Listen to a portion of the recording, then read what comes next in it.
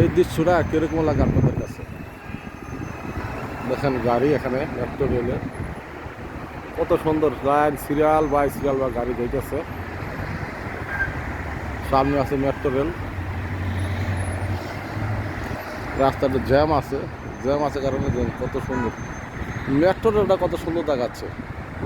এই জিনিসটা আপনাদের দেখাতে চাই সবাইকে। এটা একটা হসপিটাল, এখানে আসছি। আর এই সাইডটা গাড়ি আছে, রোড আছে। মেট্রো রেল ওই সাইড মেইন রোড, এটা লেখা ই রোড।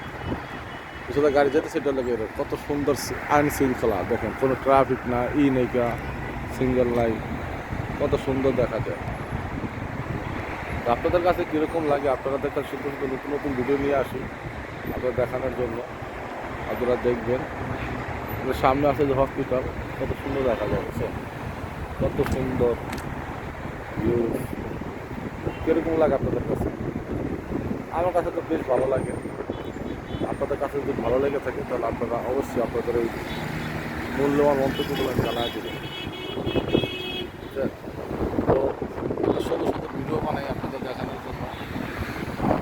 যদি আপনাদের কাছে ভালো লাগে অবশ্যই আপনাদের এই ভিডিওগুলো আপনারা শেয়ার করে দিবেন আর সবাইকে দেখার সুযোগ করে দেবেন। অসাধারণ সুন্দর জায়গা দেখে কত সুন্দর সুন্দর দেখা যাচ্ছে। তো আপনারা সবাই ভিডিওটি দেখবেন আর সবাই সবার টাইম লাইনে শেয়ার করে। এই যে মেট্রো যাইতে দেখছেন, এই যে মেট্রো রেল যাইতেছে, মেট্রো রেলের এটা কিন্তু মেট্রো রেল।